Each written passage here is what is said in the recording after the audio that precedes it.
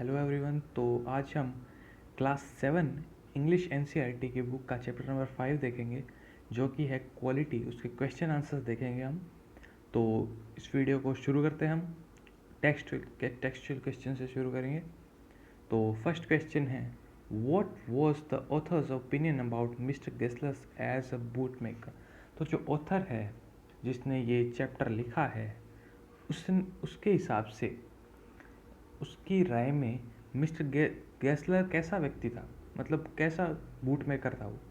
तो इसका आंसर है, in the author's opinion mister Gessler was a master craftsman, love his work, he put his heart and soul in his trade to make the best boots in town. These boots were beautiful and long lasting. तो जो author बोलता है, author के according mister गैसनर एक बहुत ही निपुण व्यक्ति थे जो कि बूट बनाते थे।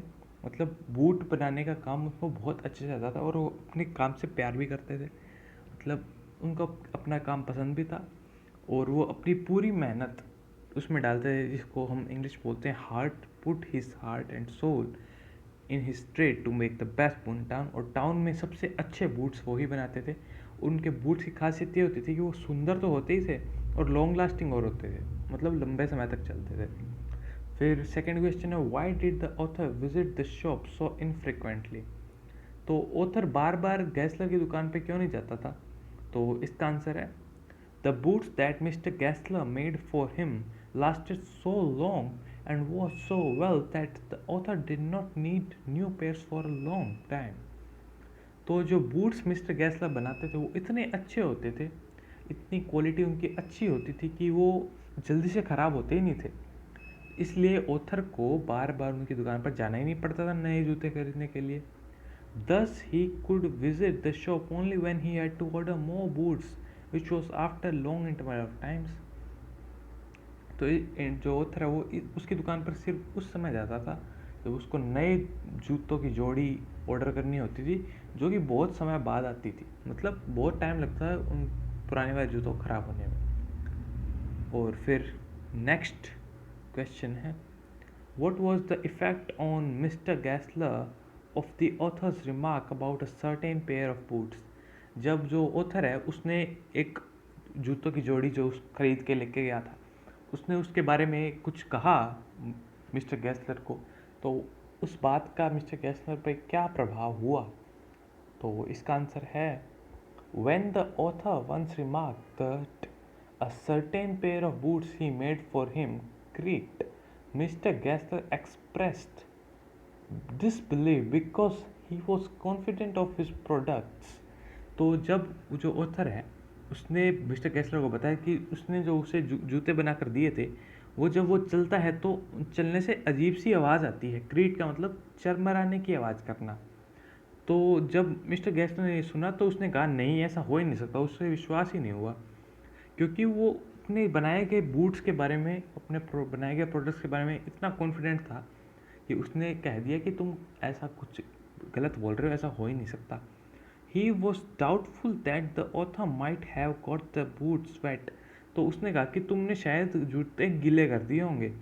He also asked the author to bring the boots to him for examination and offered to cancel any charges for it if they could not be set right.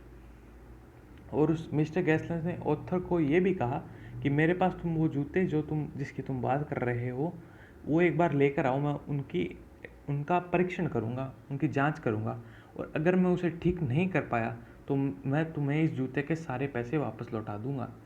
तो मिस्टर गैसलर ने ऐसा कहा कि जब ऑथर ने जूतों की ख़राब होने की बात कही।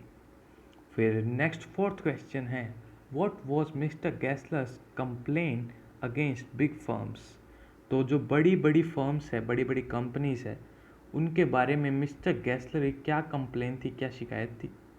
तो इसका आंसर है, mister Gessler was quite critical of big firms because they sold inferior quality of boots using wide publicity. तो मिस्टर गैसलर इन फर्म्स के बारे में ऐसे क्रिटिकल थिंकिंग थी, मतलब उनका उनका ऐसा विचार कोई अच्छा नहीं था। उन्हें अच्छा अब नहीं मानते थे बिग फर्म्स को, और कारण ये था कि जो बिग फर्म्स थी, बड़ी बड़ी कंपनीज थी, वो जूते बेचती तो थी अपनी पब्लिसिटी के लिए बहुत ज़्यादा ऐसे प्रचार प्रसार करके, लेकिन जो उनके जूते होते थे वो बहुत ही लो क्वालिटी, इन्फीरियर क्वालिटी के होते थे और जो लंबे नहीं चलते थे। They sold their boots by advertisements, और उनके जो बूट्स बिकने का कारण सिर्फ और सिर्फ एडवर्टीजमेंट था। वो विज्ञापन देख के, प्रचार करके ही अपने जूते बिकवाते थे।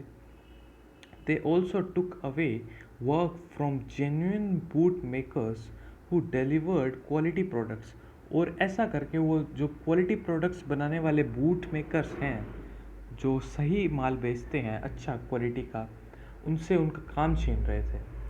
तो ये ये शिकायत थी मिस्टर गैसलर की बड़ी फर्म्स के बारे में। और फिर फिफ्थ क्वेश्चन है, why did author order so many pairs of boots, did he really need them? तो जो लेखक था उसने बहुत सारे बूट्स क्यों ऑर्डर किए, क्या सच में उनको उसकी ज़रूरत थी? तो इसका आंसर है, when mister Gessler told the author that he had no work to do, the author felt a great sympathy for him. It was out of his sympathy that he ordered many pairs of boots. In fact, the author did not need them. जब mister गैसलर ने author को कहा कि मेरे पास करने के लिए अब कोई काम नहीं है क्योंकि मुझे अब ऑर्डर ही नहीं मिलते जूतों के, तो ऑथर को उसके प्रति एक सहानुभूति महसूस हुई। तो इस सहानुभूति के कारण ही उसने बहुत सारे बूट्स के ऑर्डर दिए, परंतु उसको वो सच में उनमें उन बूट्स की ऑथर को ज़रूरत नहीं थी। तो फिर हमारे पास है क्वेश्चन जिसमें हमें इधर करीबन 7 वर्ड दे रखे हैं। इन 7 वर्ड का मतलब भी दे रखा है अपने को।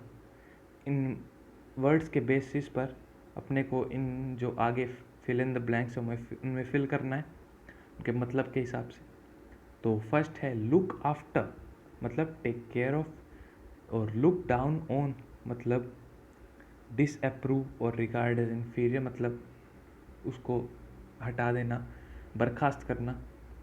और फिर है look in, make a short visit, look in to investigate, छानबीन करना, और look out be careful, look up improve करना, लुक अप टू एडमायर उसकी तारीफ़ करना।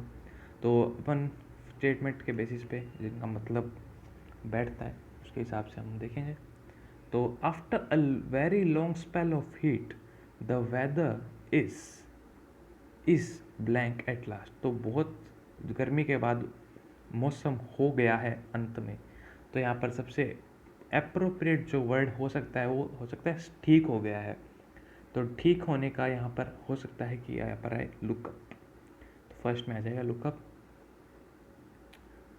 फिर सेकंड है we have no right to blank people who do small jobs, तो हमारे पास कोई भी अधिकार नहीं है करने के लिए people who do small jobs. तो यहाँ पर जो सबसे अप्रोप्रिएट हो सकता है वो मेरे अकॉर्डिंग हो सकता है, जो कि सही है वो हो सकता है कि डिसअप्रूव करना, कि हमारे पास डिसअप्रूव करने का कोई अधिकार नहीं है लोगों को जो स्मॉल जॉब कर सकते हैं। तो जो फर्स्ट है उसमें आ जाएगा इज लुकिंग अप। फिर सेकंड में आ जाएगा we have no right to look down on, तो यहाँ पर आ जाएगा लुक डाउन ऑन। और फिर थर्ड देखते हैं, Nitin has always blank his uncle who is a self made man. Nitin हमेशा क्या करता है अपने अंकल के बारे में, जो कि एक खुद के दम पर बने हैं एक सफल व्यक्ति। तो यहाँ पर सबसे अप्रोप्रिएट हो सकता है वो एडमायर हो सकता है। नितिन हैज़ ऑलवेज एडमायर, हमेशा एडमायर करता है वो अपने अंकल को, जो कि एक सेल्फ मेड मैन है। तो यहाँ पर आ जाएगा looked up to, looked up to, हमेशा एडमायर करता है अपने अंकल को। और फिर फोर्थ है the police are blank the matter thoroughly. और पुलिस ब्लैंक जांच कर रही है, हो सकता है कि इसमें आए कि जांच कर रही है पूरे मैटर की अच्छी तरह से, तो यहाँ पर आ जाएगा जांच के लिए हमें ये लुक इनटू। तो the police are looking into, are के बाद आईएनजी आते हैं ना, वो वाला फॉर्म, तो लुकिंग इनटू। उसके बाद फिफ्थ है if you want to go out I will blank the children for you. अगर तुम बाहर जाना चाहते हो, आई विल ब्लैंक क्या हो सकता है, यहाँ पर देखभाल करना आ सकता है, तो यहाँ पर आ जाएगा I will look after, look after. तो फिर सिक्स्थ है I promise to blank on your brother when I next visit Lucknow.